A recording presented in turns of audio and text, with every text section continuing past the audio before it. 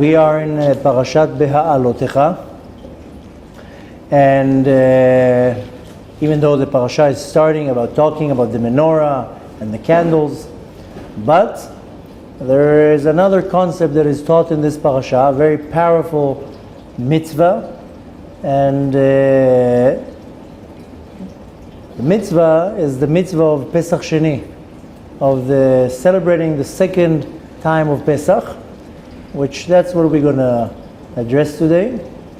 Mainly not because of the actual holiday, because that already passed, and one might question, well, we already passed this, why do I need to know about it? Rather, we want to understand where the Torah is coming to teach me about the idea of a second chance, and that it's never too late. And what does it really mean? And unfortunately, a lot of people, they have a tendency, whether they do it by default, whether they do it by mistake, whether it's common, whether it's not, but we all, at some point in our life, come late to certain meetings. Some people, their whole being is being late. So some people, for any meeting, they'll be late. And and listen, there's something very positive in that. The ones who are always late, they're very optimistic people. So because they still come, they still come. But nevertheless, some people, that's their entire life is about being late. Doesn't matter how early they leave, they'll still be late. Some people, it's not so common, but nevertheless, just think of what's the feeling that you have when you're late. You come in the middle of the class, or you, chas v'shalom, miss a flight. Can you imagine missing a flight? With the feeling? I mean, I'm pretty good with missing flights. So in the beginning it was very stressful. Now I'm like, oh yeah, whatever, no, I'll catch another one. But it's some things are very, very simple. You miss the first part of the class. Okay, I'll watch the video online. It's not the end of the world. Sometimes you miss something, and it's serious. You miss a flight. You, chas v'shalom, miss an appointment, and you have a very strong feeling that, if I could turn the time back. And sometimes when you miss something, the consequences is severe. I'm not talking about a person that has a bad habit and they're late all the time. Sometimes you miss the train, and you really miss the train. And we have this bad feeling that, what I would do if I could now reverse the time. Now worse than that, this is not necessarily when I'm late. Worse than that is what happens when I do a certain action and I mess up. And then the feeling that I have is even worse. I wish I could turn the time back. Or like, how do you say, turn the wheel back? Turn the clock back, whatever term there is. Sometimes you do a certain action because you're angry, you're frustrated, you're upset, whatever it is, and you later on, you really regret what you did. And then you realize, wow, what a mistake I did. Now how am I going to fix this? How am I going to rectify that? How am I going to turn the wheel back? And unfortunately, we find this in our life many times. I'm not talking about the being late now. This is just on the way. But when you do something, you say something, and you saying, I wish if I would know then what I know now. And sometimes it's not even necessarily in an action that I do something negative. Sometimes it's a decision in my life. When I came to America, I left the army, the Israeli army, and then I came to the United States. And I was 23 at the time, give or take. And when I came to the United States, I met somebody, and we got friendly, and that person told me, if you have a little bit of money now, there's a new company that is out in the market. It's a good time to buy their shares. And I was like, what's the company? Never heard of that. So, no, not Google. That will be another big kick to the head. But anyways, it was, at the time, was a company in America called Krispy Kremes. And now it's a huge, huge franchise. all over North America. And at the time when I came, it was very, very cheap to buy stocks, shares from this company. And after a while, you're like, wow, what a mistake. If I would then invest whatever it was, a couple $1,000s, now what these stocks would be worth. So it's kind of not only is with my behavior in regards to maybe chas v'shalom doing a mistake, sometimes you're in a crossroad in your life and you make a wrong decision. You buy, you sell, you invest, you don't invest, you pull out. Just imagine the smart people that in the late 90s were able to invest into Google. And now, look what would be the investment.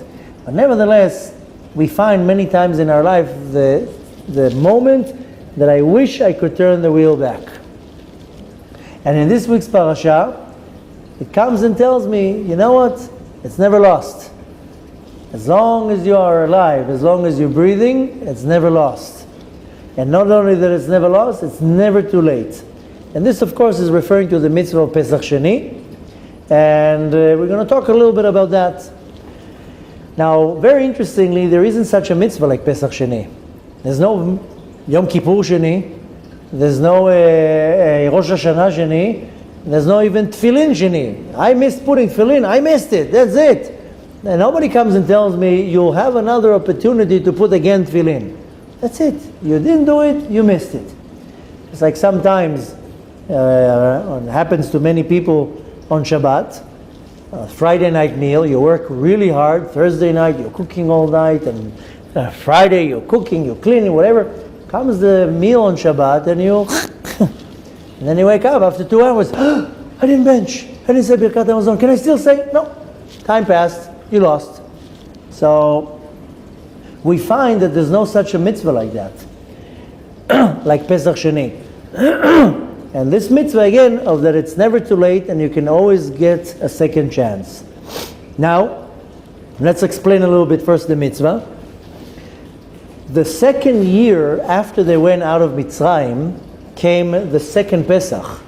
Because when they left Pesach the first year, they celebrated Pesach. A year later, the year anniversary, there was time to do Pesach. And it was the first time that they commemorated Yetziat Mitzrayim.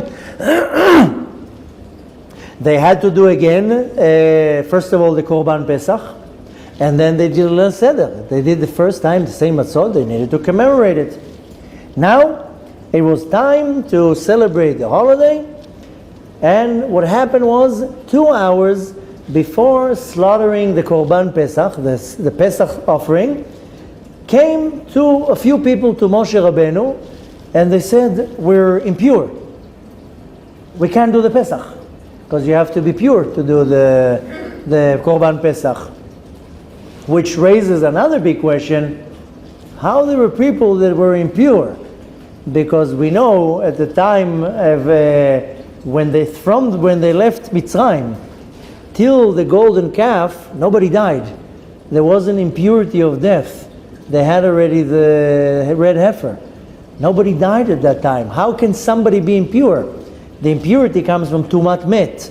All the impurity comes from a dead body. This is av avot tumah, the first of all the tumah. So if you don't have that, there's no impurity. The women didn't have to go to the mikveh at that time. They didn't have nida. They didn't have the cycle. There wasn't any such a thing as impurity. When they sinned with the golden calf, it came back again. So in that buffer, in that time, how can it be that somebody is impure? So again, a year after going out of Mitzrayim, it's time to celebrate the first Pesach. 2 hours before Pesach, Moshe Rabbeinu is about to slaughter the Korban Pesach. A few people come and they tell Moshe Rabbeinu, we're impure.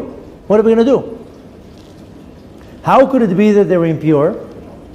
So there are 3 options. And this is explained in the Talmud, in Masechet Sukkah. And they explain as follows. The first option is there were, if you remember, the sons of Aaron, Nadav and Avihu, they died. Somebody had to bury them. Who buried them? The cousins. There are two cousins that they buried them. They pulled them out because nobody, not a regular person, can go into Kodesh HaKodashim. It has to be somebody from the family. So who came in? Two cousins, Mishael and Tzapan. They came in, they took the bodies out of Nadav and Avihu and they buried them. So one opinion says, this is again found in the Talmud, that it was Mishael and Tzapan. They were impure. They came to Moshe and said, hey, we just buried two bodies. We are impure. No, this is one option. The second option, it says that it's the men that were carrying the coffin of Yosef, and it had impurity on it, because they were carrying the coffin of Yosef for all 40 years in the desert, and only after they entered into the land of Israel, they came back to Shechem and they buried the coffin. So there were a few men, that was their job, to carry the coffin. So the second opinion says, no, it was these men that were carrying the coffin. And the third option is there is a mitzvah, it was called Kavru Met Mitzvah. Some people, they bury a person that died, and it's a mitzvah, and then there were these people. So this is how the Talmud explained that a few people came and they said we're impure. But nevertheless, when they came to Moshe Rabbeinu and said, we are not pure, they said two words. And the entire concept is based on these two words. And the two words are Lama Nigra. Why should we lose out? Of course, in English, it's why we should lose. In English, there's many more words. Hebrew is straight to the point. Lama Nigra. Two words. And these two words is the secret where this whole idea is leaning on. And this is what we're going to be talking about, and we're going to dissect it into more information. But these two individuals, 2 or 3 individuals, they came. Doesn't say how many of them. We're assuming it's 2 because if it's Michel and Tzapan, then it's 2. But if it's the guys who carried the coffin, maybe it's 4, maybe it's 6. Nevertheless, these individuals come to Moshe Rabbeinu and say, we are impure, we can't sacrifice the Pesach offering, we can't eat it, we can't do anything with it. And they say, why should we lose out? That's not fair. Now Moshe is in a bind. He doesn't know what to answer them. He's like, okay, I don't know what to tell you. And it was Moshe that went to Hashem and said, Hashem, listen, I have an issue here. I have a problem. Moshe Rabbeinu says, Houston, we have a problem. So Moshe Rabbeinu calls Hashem and he tells him, what am I going to do? I don't know what to tell them. What does Hashem answer him? Tell him to do it in a month. Really? Yes, Hashem himself tells Moshe Rabbeinu, tells them they can do it in a month. This is a second chance. Oh, that's not too bad. But nevertheless, on the other hand, there's no such a mitzvah. We don't find in any other case that somebody missed the mitzvah and Hashem says, you know what, come back in a month, I'll let you do it. So obviously, this is a very rare mitzvah and we want to learn a little bit more about it. Now, comes here a very interesting explanation by Rambam, by Maimonides, and he says, even if somebody deliberately did it, he's allowed to wait for that month and to do it again. If we're looking at what happened here in the desert, that was not their fault. If it's Michel and Elzapan who buried Nadav and Avihu, that's not their fault. If it's the men who are carrying the coffin, that's not their fault. Rambam comes and adds, even if somebody did it deliberately, they still are, they can participate in Pesach Sheni. Oh, that's already adding even an addition here. Now, of course, comes a big question. So why is there only one Pesach Sheni? Why isn't there this to any other mitzvah? Why Dafka Pesach? Dafka this and 1 month. This is a little bit less relevant. Maybe Hashem said, I'll give you a month to gain your purity. But nevertheless, a more interesting question is, why Dafka Pesach? Why not Tefillin? Why not Shabbat? Today I had to desecrate Shabbat. For whatever reason, give me in a Tuesday to do another Shabbat. So first of all, we know that the idea, what it's trying to teach me is that it's never too late. You can always fix something. I want to know why Pesach. There's a lot of questions that I want to know, but now I want to know why Pesach. So the answer is that Pesach is a very unique mitzvah. And why is it a unique mitzvah? It's one of the 2 positive mitzvahs that fall under the 36 mitzvot that the punishment of not doing them is karet. So there is 36 mitzvot in the Torah. 2 of them are positive and 34 of them are negative. That if chas v'shalom somebody does them or doesn't, the punishment is called karet. Karet is death by the heavenly court, that the soul gets chopped off. This is severe, severe punishment, and needless to say, a severe sin. Pesach is a unique mitzvah because it's one of the 2 of the positives. The negatives are a lot, all the forbidden relations, and driving and working on Yom Kippur, eating on Yom Kippur, eating chametz on Pesach, doing a seance, eating from the holy sacrifices, and all sorts of different negative mitzvot. But the 2 positive ones are doing the Korban Pesach, the sacrifice of Pesach, and circumcision. These are the 2 mitzvot. So Pesach obviously is a very unique mitzvah, as we know that it's one of the 2 mitzvot of karet. Now, the Talmud asks a question. If Pesach Sheni is a second chance, meaning an addition to Pesach Rishon, or it's a completely new festival? This is a question that the Gemara presents, and the answer is that Pesach Sheni is a completely separated, standalone holiday. It has nothing to do with the first Pesach. It's called Pesach Sheni, but there's no connection to the first Pesach, and the Talmud comes to the conclusion this is a standalone holiday. It's a regel, a festival for itself. How do we know that? According to the converts. Because if a convert converted a week after Pesach, right? A person that didn't circumcise himself, or a person that didn't convert yet, can do their Korban Pesach. But nevertheless, if the convert converted between Pesach and Pesach Sheni, the halacha is that he does the Pesach Sheni. But you weren't Jewish in the Pesach Rishon. Why do you need to do it? And from that, the Talmud learns that the Pesach Sheni is a completely standalone holiday. It has nothing to do with the Pesach Rishon. Very simple, brilliant and very simple. And again, just to repeat, if a convert converts between Pesach and Pesach Sheni, he has to do Pesach Sheni. But a week before that, even if the mikveh day was a day after Pesach, he's already 99%, just needs to go into the mikveh and go out. Nevertheless, the person cannot celebrate Pesach. But she goes to the mikveh a day after Pesach. Pesach Sheni, they already have to participate in the holiday. And, of course, comes again the question, but if you weren't Jewish before, why do you need to do Pesach Sheni? Because Pesach Sheni has nothing to do with Pesach Rishon. And it's therefore, our sages teach, they learn, Pesach Sheni is a standalone holiday. It has nothing to do with the first Pesach.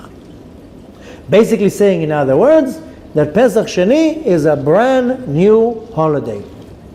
And also Rambam adds on that, that this is a positive mitzvah, one of the 613 mitzvot. Now, last week was exactly a week ago, was Shavuot.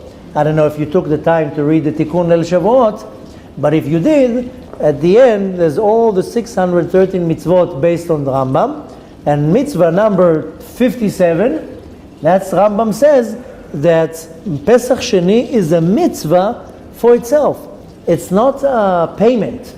It's not an option. It's like to what you didn't miss, you missed, so you get to do it again. So we see we have 2 sources, both the oral Torah from the Talmud and Rambam, that both say, no, Pesach Sheni is a completely separate holiday.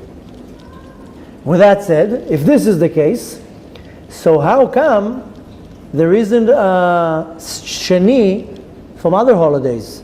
Why don't I have a Yom Kippur Sheni? That would be a pretty good one. I mean, Yom Kippur I get forgiven for all my sins. I can use a second Yom Kippur and probably use a 10 Yom Kippurs. But how come there's no second Purim and second Rosh Hashanah? Or forget about the holiday. Why isn't there a second Tefillin? Or a second whatever? How many things do I miss? And why is there a second of that? So, We know that in the Jewish path, in the Jewish lifestyle, there are two paths. One path is where the righteous walk on, they're called tzaddikim, and the other path is called Baalei Tshuva, a person that made a mistake, and then they repent. So these are the two paths that we have. We are not tzaddikim, in case you didn't notice. We are trying to be the Baalei Tshuva. So we're obviously walking on the second path, not on the first path. The first path that the tzaddikim walk on, this corresponds to Pesach. But the second path that we walk on, the Baalei Tshuva, that corresponds to Pesach Sheni. And basically Pesach Sheni is the mitzvah of Tshuva. You know that it's a mitzvah aseh from the Torah to do Tshuva. It's a positive mitzvah from the Torah to do Tshuva. And there I have it. I have Pesach Sheni. Now, we said that Pesach is a very unique holiday, a very unique mitzvah. Why? Because it's one of the two positive mitzvahs of the karet. Okay, now, what's the other positive mitzvah that the punishment is karet? Is circumcision, Brit Milah. So from the 36 kretot, 34 are negative, 2 are positive. The 2 that are positive is Pesach and Brit Milah. And some say these are the two most important mitzvot in the Torah. Pesach and Brit Milah. Besides the fact that before we left Egypt, these were the 2 mitzvahs that we got, if you remember. We didn't have mitzvot. Okay, so we got in the beginning of Nisan, the Kiddush HaChodesh. Okay, we got one little mitzvah. But right before we went out of Egypt, we got 2 mitzvot, Korban Pesach and circumcision. And needless to say, that we see from that, this is 2 very important mitzvot. Now, of course, comes a big question. How can you deliberately miss these 2 mitzvot? You know that they say that doesn't matter who the person is, these 2 mitzvot are the most common mitzvot that nobody misses. Even the most secular Jew does Pesach and does Brit Milah. Look, in Israel on Pesach, 70% of the citizens here are not observant.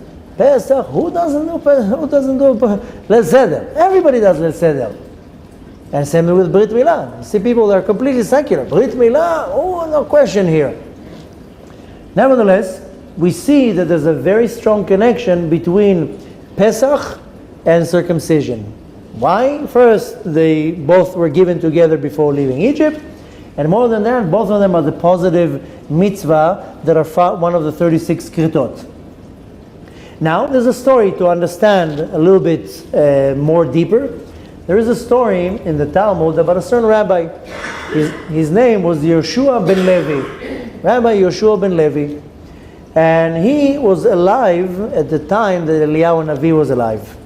And of course, there was a rumor, there's Eliyahu Navi. Everybody was like, oh, I want to meet the guy. I want to hang out with him. It's pretty cool. One day he's here, one day he's there. He's like, teleporting all over the world, going through Brit Milot all day long. This specific rabbi was a very, very righteous Tana, and he said to Hashem, I want to meet Eliyahu Navi. And not only that I want to meet Eliyahu Navi, I want to join him. I want to hang out with him, as they say. Go on a tour. 30 days with Eliyahu Navi. Okay. Now, the story says that Hashem says, okay, no problem. I will meet you with Eliyahu Navi. So he got to meet Eliyahu Navi. He saw him. Not only that, Eliyahu Navi also showed Rabbi Yoshua ben Levi who's Mashiach. So he got the VIP tour. But nevertheless, the Midrash says that he came to Eliyahu Navi and said to him, okay, nice to meet you. After they met, after they talked, Eliyahu Navi exposed a few details, that one of them was who's Mashiach. Then he was a little bit of chutzpah, and he says, listen, I want you to take me with you. I want to see how is it to be a day with Eliyahu Navi, or even more. Eliyahu Navi told him, listen, I'm sorry, this is top security, top secret, I can't take you with me. He says, please, I beg you, whatever you tell me to do, I'll do. I want to go with you. I just want to see how your day is. So he says, okay, I'm willing to take you, but there's one condition. You're not allowed to ask any questions. Everything that you see me do, you accept and no questions asked. No problem, I will zip my mouth. I'm not asking nothing. Just take me with you. Okay. They go on the journey. And the first stop, they stop in a city. And you know what? There was a lot of Brit Milah that day. They went from one Brit Milah to another Brit Milah to another Brit Milah. Comes the evening, they were starving. I mean, even though they served food in the Brit Milah, but they didn't have time to eat. Because they, chick to the next one, chick to the next one. They didn't have time to eat. So they look around, they're very hungry. Now, this wasn't New York that they had tons of kosher restaurants. There wasn't much options. So they start looking around where to eat. Finally, they see a little house. Eliyahu Navi says, oh, in this house is a couple. They're Jewish. Let's go and ask them if they can host us and if they can feed us. They knock on the door. Elderly couple, very, very poor. Eliyahu Navi, of course, doesn't say who he is, but he says, excuse me, we're traveling. We're very tired. We're very hungry. Maybe you have some food or a place for us to stay. The old couple were very, very old, very, very poor. And nevertheless, they said, sure, yes, we have a little bit of soup. Not much. We just threw a few things in the pot. They divided it in four. They was supposed to be divided in two. They divided it in four. And they said, we don't have much what to give you, but you can sleep here anywhere. Find a corner to sleep. Okay. They sleep. They eat. 12 o'clock at night, suddenly Rabbi Yeshua ben Levi hears noise. He wakes up and he sees Eliyahu Navi getting up and walking out to the backyard. So he very quietly follows him. And then he sees that Eliyahu Navi goes out and there's a little cow there with these two old people who are milking the cow to get some drink. And he suddenly sees Eliyahu Navi, says a few holy words, and he kills the cow. What? Why would he kill the cow? That's such a nice couple. They were so hospitable to us. They gave us from their soup. Why are you killing their cow? That's the little bit that they have. He's about to ask Eliyahu Navi why. And Eliyahu Navi tells him, I said no questions, right? No questions. Okay. The next day, they continue traveling. Same thing, they go from one with a Brit to another Brit to another Brit. Comes the end of the day, same idea. They need a place to stay and they're starving. Happens to be they fall in front of a huge mansion. Ooh, and Eliyahu Navi says, ooh, there's a Jew lives here. This time the Rabbi Yeshua ben Levi says, okay, at least tonight we're going to eat properly, not going to eat some bean soup. They come, they knock on the door, excuse me, we're travelers, maybe you can help us. The butler opened the door, of course, not the Jew, that was the rich person. And he tells them, yeah, fine, come, you can eat something. The businessman, the Jew, was somewhere in one of the rooms upstairs, didn't even pay attention, he doesn't care. He just told the butler came in, says, there's two Jews here, okay, what should I do with them? He told them, just give them something to eat and find a place for them to sleep and finish with it. He didn't even come down to see who they are. Okay, the butler gives them some food to eat, didn't give them too much of a nice attitude. Yeah, you can sleep over there, eat this and that. Wasn't treating them so nice. But nevertheless, they got what to eat and they got to sleep. In the middle of the night, again, Rabbi Yeshua ben Levi wakes up in the middle of the night and he hears noise and he sees Eliyahu Navi walking around the house, and then he looks up to the heavens and he says, Hashem, I want this house to sustain and remain standing forever. And again, Rabbi Yeshua says, what's going on here? That nice couple that went out of the way, you killed their cow, these pots didn't even come to see who we are, the butler just threw some food at us, and you giving him a blessing that the house should remain forever? But turns to Eliyahu Navi. Eliyahu tells him, I said no questions. Okay, comes the third night. Same idea. They go around from one Brit to another Brit to another Brit. Comes the end of the day. This time they don't find where to eat and where to sleep. So where are they going to stay? They go to the local shul.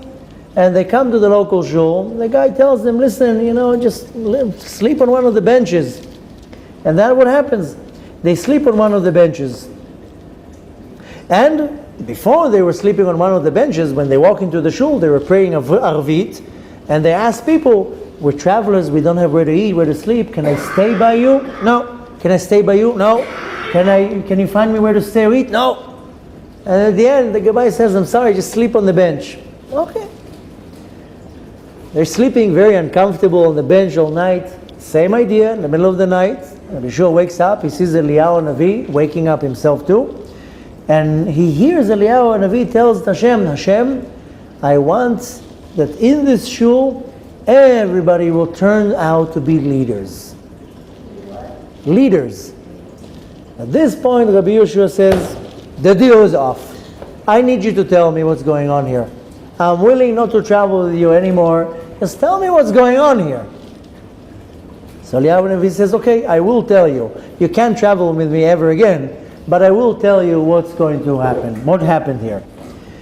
He says, with the first family, we stayed there. I saw that from the heavens, the husband was supposed to die that night. And I didn't want the lady to be widowed by herself. What would she do? Such a nice woman. I asked Hashem that maybe the decree can go on the cow. And instead of the husband dying, that the cow should die. And Hashem agreed, and sure enough, the cow died. In the second scenario, underneath the house of that rich person was a treasure. Huge treasure.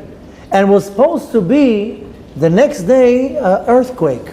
And the earthquake would break the house into pieces. And you know what would the person find? The treasure. And he would be 100 times more wealthy if that would happen. So I said, this guy's a potz. He didn't even come down to see who we are and send his butler with food. You know what? I don't want to have this house destroyed by the earthquake. I don't want him to find the treasure. Hashem, make this house stand firm here for eternity. And sure enough, he lost. He never got the treasure. And when it came to the third night, everybody there nobody wanted to host them. All the congregations, no, I don't know where to put you. So he says, what's the biggest punishment in having in a community? That everybody has what to say. Everybody's leaders. Then nobody gets along with each other. They will disagree with each other. So nobody had the little bit of a derech eretz to host us. I'm blessing them all to all be leaders. Now everybody will just argue with each other all day long. So this was the story with Rabbi Yeshua ben Levi. And what do we take from that? Is that everybody wants to meet Eliyahu Navi. Everybody wants to meet Eliyahu Navi. Did anybody meet him? Very few people. A few people had a Gilui Eliyahu. The Rizal used to learn with Eliyahu Navi. If you go to the shul, the Ari's shul, but in the bottom, not the one over here in Kikar Meginim. Most people say it has nothing to do with the Ari, and they call it the Ari shul, the Ashkenazi. But the real shul is all the way down in the cemetery. If you ever went there, there's a little cave, and the story says that this is the cave where the Arizal used to sit with Eliyahu Navi, and he would teach him all the secrets. So some people had the merit to meet Eliyahu Navi.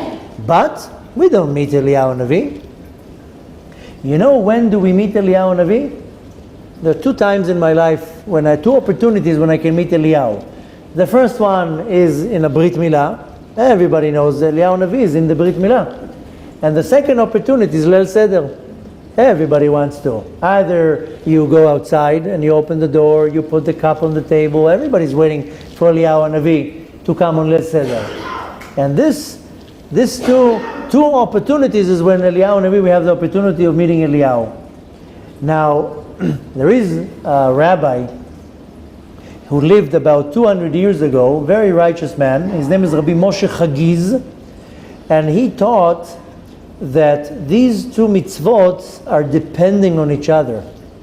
And not only they're depending on each other, they have a very deep connection.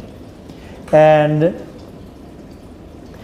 How do we see the connection? That a Jew is not allowed to sacrifice the Korban Pesach if he's not circumcised. And comes a big question here. I have a big little seder. Sorry for saying something so private, but I don't know who is circumcised or not. What, I'm going to start asking my guests, excuse me, not that it's my business, but have you, are you circumcised? This is not something you ask somebody when you invite people to the Leil Seder. But we know the rule is that one cannot sacrifice the sacrifice of Pesach if he's not circumcised. Now this is again not such an appropriate thing to ask your guests.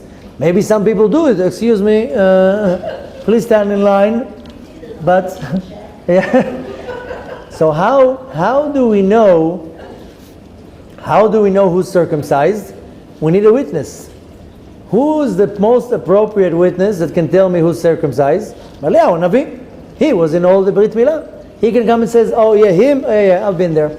He was a crybaby. He couldn't stop crying." And how about this guy? Yeah, I've been to his Brit Milah too. He was okay. He didn't cry much. So these two mitzvot are a testimony on the fact that one is Jewish. It's proving the essence of my Jewishness, so to say.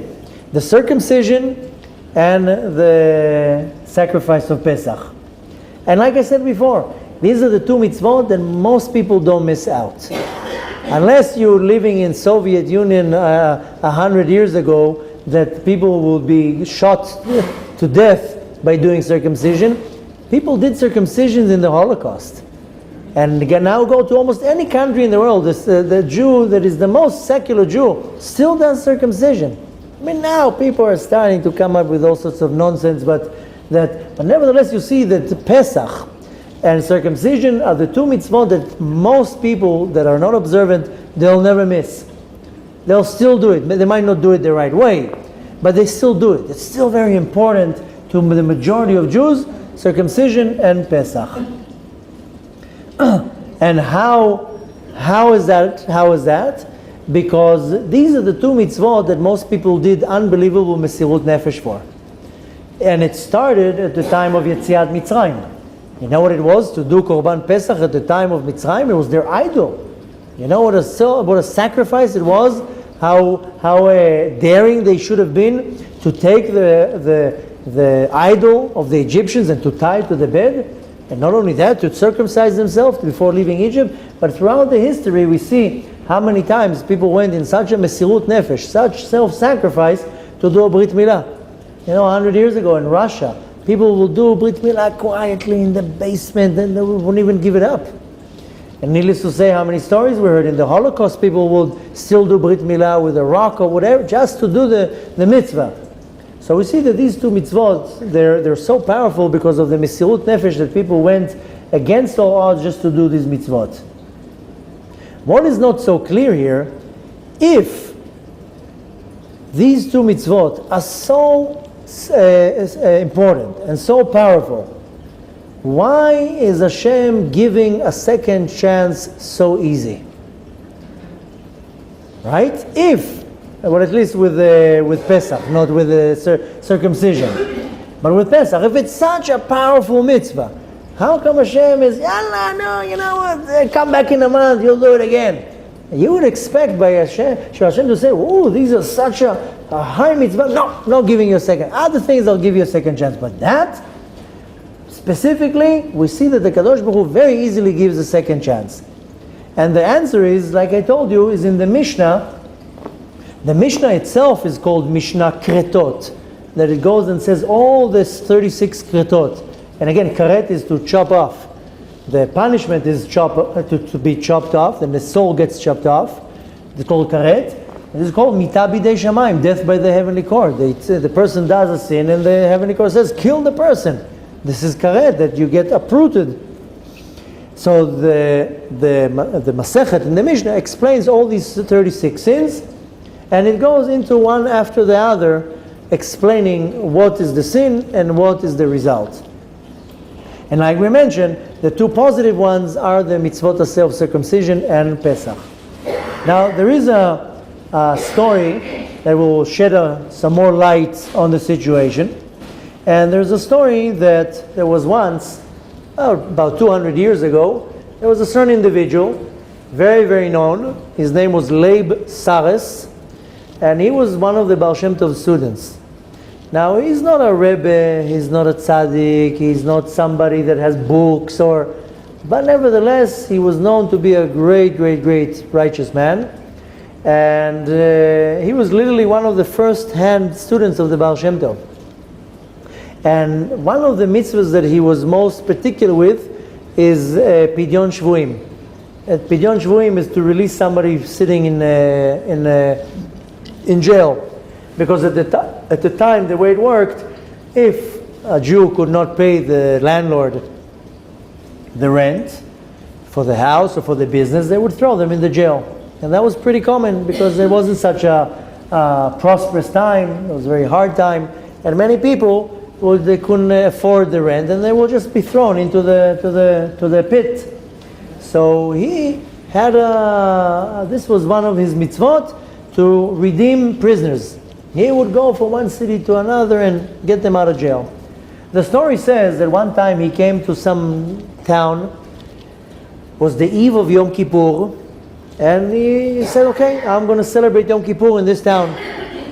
Got ready, did his tshuva, and he comes into it was a little shul, very, very small town. It was such a small town, they didn't have a minion there. But a few men came from that town, a few men came from this town. Everybody made an effort to gather together specifically to Yom Kippur. They didn't care, they would sleep on the floor. Some of them came from miles away, from different towns. But for Yom Kippur, we have to pray in a Minion. One after the other, they start coming in, the first, the second, third, fifth. Then they come, getting already close to Yom Kippur, and there are only 9 men. What are we going to do? What are we going to pray in Yom Kippur without a Minion? What are we going to do? So Leib starts asking, what is nobody, no other Jews here? They're saying, we're all the Jews here. There's nobody else here. He's like, come on, there must be one. No other Jew. They're looking around, no. And he says, come on, must be at least one Jew somewhere around here. Maybe a Jew, what is called a Yehudi Mumar. A Jew that said, I don't want to be a Jew anymore, and he became Christian, Catholic, whatever it is. And they said, if this is the case, there is one.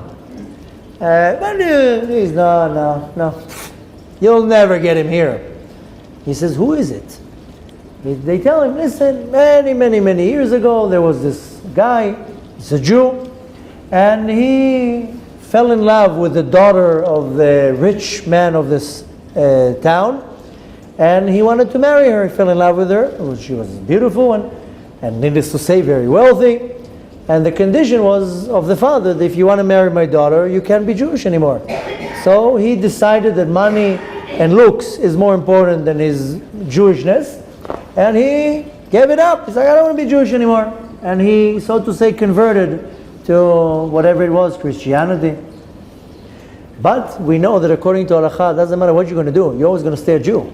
Even if you believe that you're not, even if you practice any other religion, you are a Jew no matter what. So the Reb Leib said, let me talk to him. They told him this is a lost case. He said, years. Well, you know how many times I tried to get him here?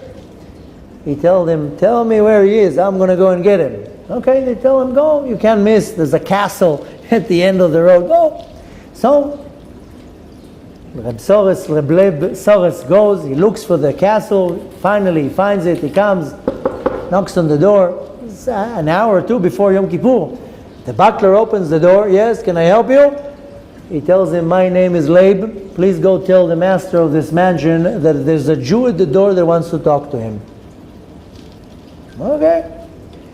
The butler goes and gets the wealthy individual, brings him into the room, and he tells him, listen, Mr. Jew, my name is Leib Saras. I came from a very far town. Happens to be I'm the student of the great Baal Shem Tov.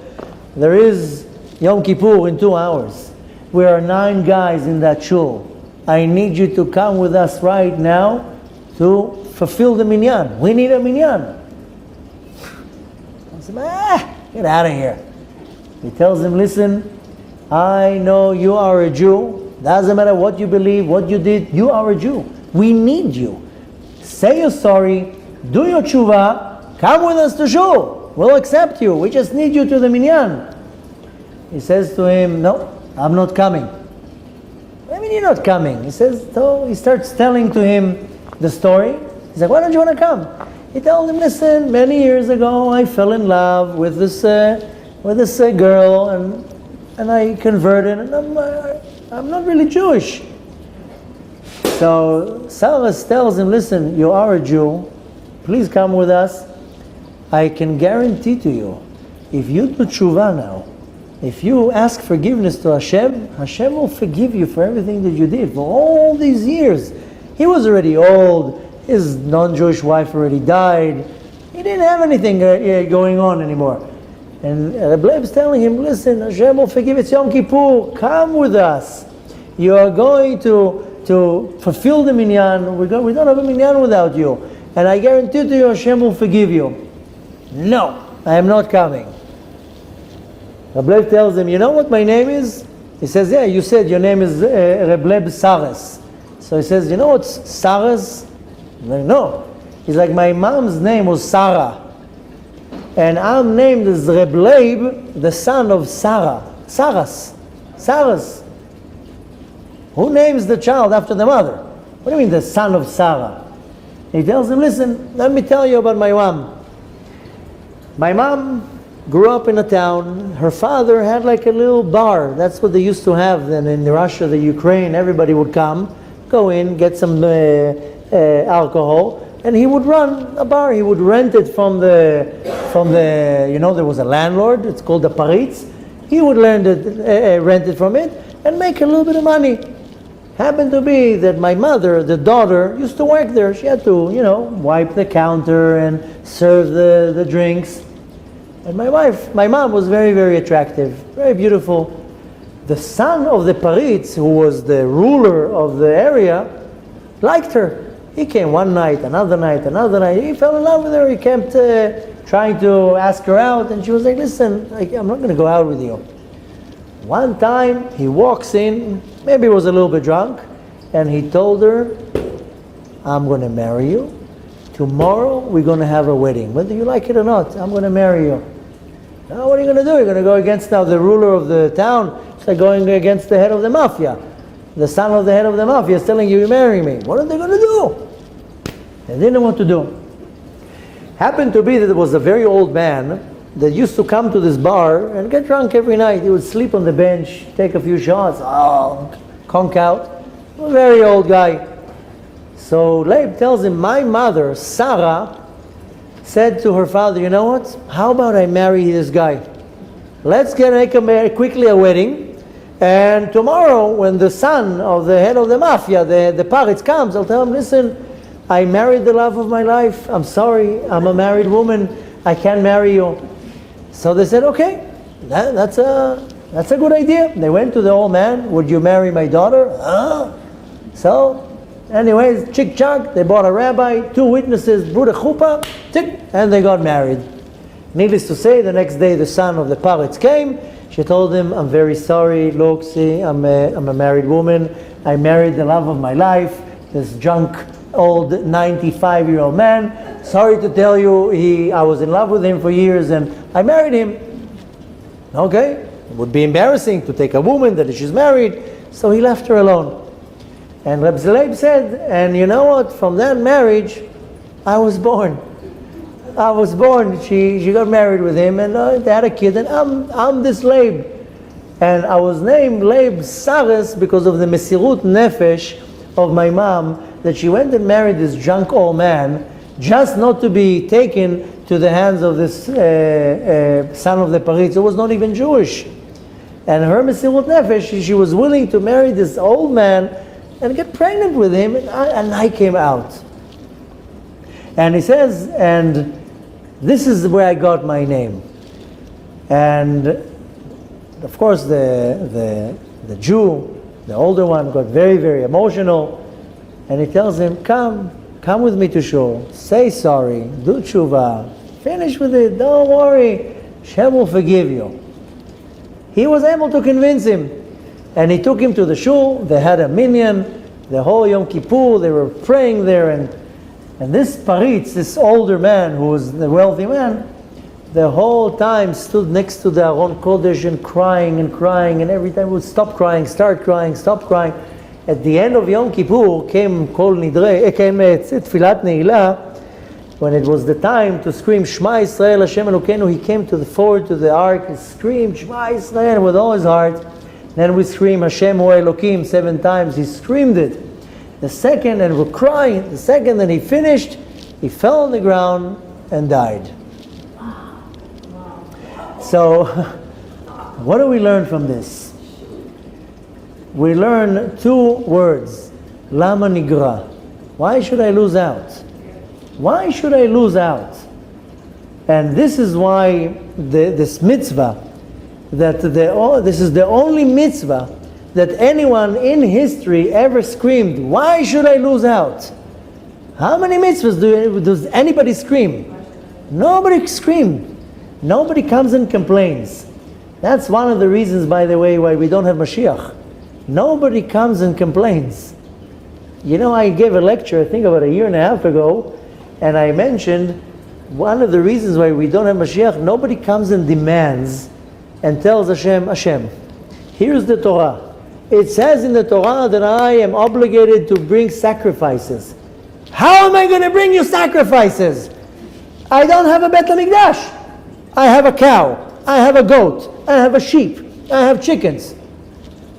I want to come and give a sacrifice. You don't give me the option. Nobody comes and demands. People should go now, buy a goat with the best of the money and say to Hashem, here, I have a goat. I want to sacrifice it.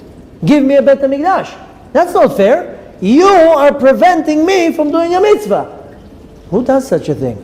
If we would do, maybe we would have Bet HaMikdash. Nobody's demanding Hashem to tell him, hey, you know that because we don't have Bet HaMikdash, 70% of the mitzvot I can't do. Don't take my exact, it's not exactly 70%. But the majority of the mitzvot I can't do because I don't have Bet HaMikdash. I can come now, I should come and say to Hashem, I want you to send Mashiach and bring Bet HaMikdash because it's not fair. You are preventing me from doing mitzvot. What's the logic here? So this is the only mitzvah that anyone ever in history came in to complain. Did anybody come to Moshe Rabbeinu and says, listen, I forgot to put tefillin on today. Or I forgot to say Birkat Hamazon. Who never did that? This is the only time in history that somebody came to Moshe Rabbeinu and says, why should I suffer from that? I did a mitzvah. It's not my fault. Why should I lack? Why should I suffer because it's not even my fault? And these are these 2 words, Lama Nigra. Why should I lose out? You know, I have a rule in my house. It's a little bit of a harsh rule. I keep a very tight shift in my house with my kids, a little army. And sometimes we'll have a outing or something we prepared, or we're all going to go to ice cream, something. And the rule is that, let's say something will get messed up, the rule would be that till I know how or who did it, nobody's going to the special event. To put a lot of pressure. So sometimes, you know, kids, they do all sorts of misfit things. Sometimes they steal something. You know, one kid will have a candy, the other kid will go and take it, whatever it is. Something happens. The rule is, okay, till I find out who did it, no ice cream. And then, of course, 2 of the 3 kids come and says, that's not fair, I didn't do it. Sorry. This is pressure. Why? Because then the kids start going to each other. No, come on, whoever it is, we're not going to go to ice cream. And it's pushing pressure on the one who did it. Says like, now he feels that now everybody's being punished because of me. And anyways, my wife thinks I'm too harsh, but nevertheless, it works. Somebody comes clean after 2 minutes. Okay, it was me. Oh. But nevertheless, the ones who didn't do anything, they come to me and says, why should I suffer? That's not fair. How come I need to suffer? So nevertheless, this mitzvah is so unique is because this is the only mitzvah that somebody any time in history came and say, why should I lose out? Lama nigra. And this is the only mitzvah. When the Kadosh Baruch Hu hears a Jew screaming, he acts. We don't scream. We don't scream to the Kadosh Baruch Hu, hey, I missed my opportunity. This is the only mitzvah that it was done. So when a Jew comes and screams to the Kadosh Baruch Hu, give me a second chance, Kadosh Baruch Hu says, what did you say? You said you want a second chance? I'll give you. But how many times do we actually do it? So Hashem says, you will scream to me from the bottom of my heart that you want a second chance. I will manipulate all the laws of nature to make sure that you get it. And this is exactly what the Kadosh Baruch Hu says. I will give you another whole new Pesach because you asked for it. Because this is the only time we found in the Torah that somebody approached Moshe Rabbeinu and said, we want another opportunity. Now, there is another story that kind of, again, emphasizes this rule. There is a story in the Talmud about a certain individual. His name was Elazar ben Dordaya. And he was known to be like a big troublemaker. Anything that he could, he sinned. And it was known that he liked sinning with women. And he, Bemet, was not a nice guy. Any sin that you can do, he would do, but specifically he would go after married women and he would do some very nasty things. One time he heard about a certain woman, very attractive, and he wanted to go there. He's like, I'm going to get her. And he traveled to a far away land, and he came and he worked out his charm and he got her. In the middle of the act, she whispers to him, Ata avud. That's what she told him. You are lost. You will never do tshuva. He hears that in the middle of the act. It affected him. This woman is telling me I'm lost. I'm a lost case. I'll never be able to do tshuva. Then he finally realized, what am I doing? What am I doing? Running after my desire, after my lust. Now this woman is telling me you are a lost case. You will never Hashem doesn't want to even see you.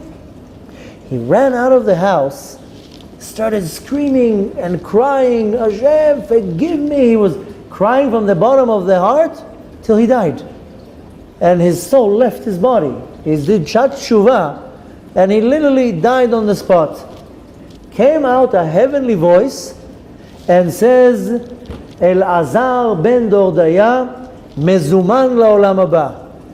This individual is Elazar ben Dordaya. The gates of the world to come are open for you. You are welcome in Olam Haba. Your tshuva was accepted.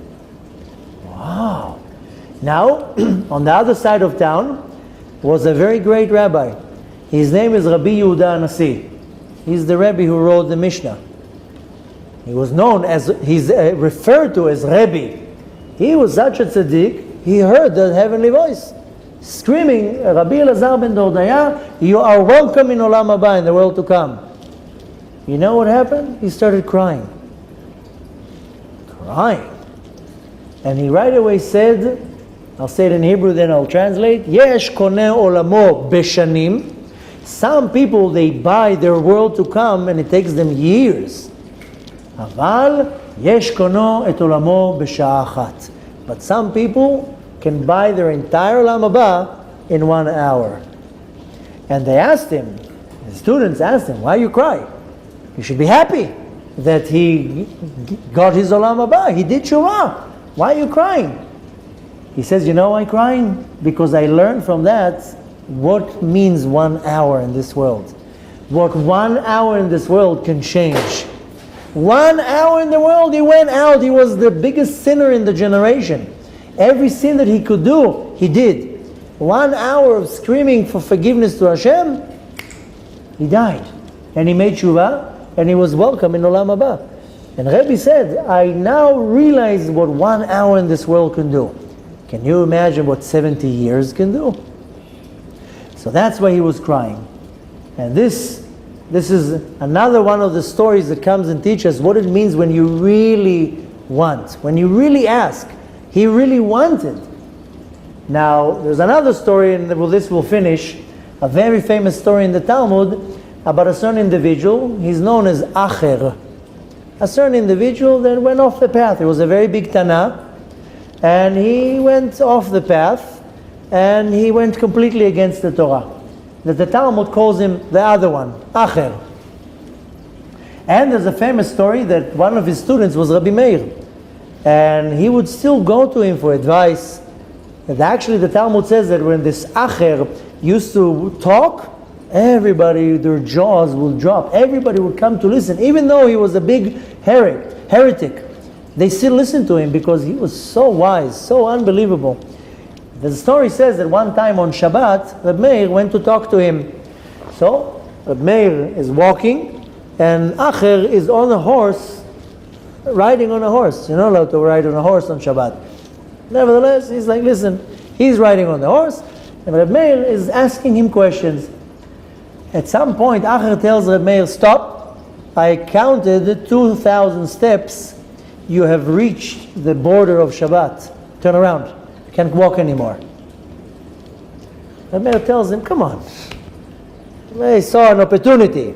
He saw that maybe it's a good time to strike. He tells him, what are you doing? Get off your horse. Do tshuva. What are you doing? You're more wiser than me. You're wiser than all the sages in our generation. You are so with it that you counted 2,000 steps and you're telling me, stop, this is the border, Gvul Shabbat. Oh, get off your horse. Do tshuva. And he tells him, no. I lost my opportunity. I don't have a way to do tshuva. It doesn't matter what I'm going to do, my tshuva will never be accepted. And of course, he ended up dying, never did tshuva. But this is going to conclude the class. His name was Acher. Acher is the other one. They didn't want to name him. They didn't want to call him even. Some people mistaken. They think Yashka. When it's talking about Acher, it's talking about him. No, it's a different rabbi, a different Tana. Nevertheless, his name was Acher, the other one. But Acher also resembles another word in Hebrew, and that is ichur. And le'acher is to be late. Acher is the other one. To be late is le'acher, or ichur. And a person that feels that he is late will never do any changes. That's why I told you in the beginning that a person that late is a very optimistic person, because he says, I can change, I can fix it. The point we want to take from this class is that it's never too late. You're never late. We're never me'acher. You can always change the time, you can always change the situation, as long as you are still alive. Kol od haner dolek efshar letaken. As long as the candle is still burning, you can rectify and you can do a tikkun. It's never too late. This is what we should need to take from this parasha, from this mitzvah, such a unique mitzvah, the only mitzvah that the Kadosh Baruch Hu goes out of his way and says, oh, you asked? I will fulfill. You asked for forgiveness, you asked for a second chance, you'll cry your heart out, I will change the direction of how the world changes. It turns around for you to do tshuva, because it's never too late. And this is where the word acher comes from, that if you think that you lost the train, then the train will not come anymore. But if you say, no, there's another train coming, I'll do tshuva, Hashem says, no problem, I will send you another train. I will send you a Pesach Sheni. Just ask. Just ask from the bottom of your heart, Hashem will fulfill your wish. Hashem will help you do tshuva. So we want to take from this powerful parasha that yes, we fail, we sin, we do mistakes, we say the wrong things, we take things without the permission, whether it's deliberately or intentional, it doesn't matter. The point is that every given moment, Hashem says, go back. In a way, I will accept your tshuva. I will completely erase everything. But come back and ask. Ask for forgiveness. And B'ezrat Hashem, we have to understand that every moment in our life is a valuable moment. That's why Rebbe was crying, because he says, look what he achieved in 1 hour. We sometimes invest our entire life. That's what he says. Yesh koneh olamo b'shanim rabot. Some people work their entire life to work on their midot, refine their character trait, and they say, okay, this is my investment to Olam Haba. And some people, 1 hour. So we want to understand from that A, that it's never too late, and B, and most important, is what it means 1 hour in this world. What you can achieve in 1 hour. Some people say, an hour. You know what you can do in 1 hour? What you can gain in 1 hour. There's a Mishnah that says, Yafa sha'a achat ba'olam hazeh של תשובה ומעשים טובים מכל חיי העולם הבא. 1 hour in this world to do good, kind acts and tshuva is greater than the entire olam haba. What you can achieve.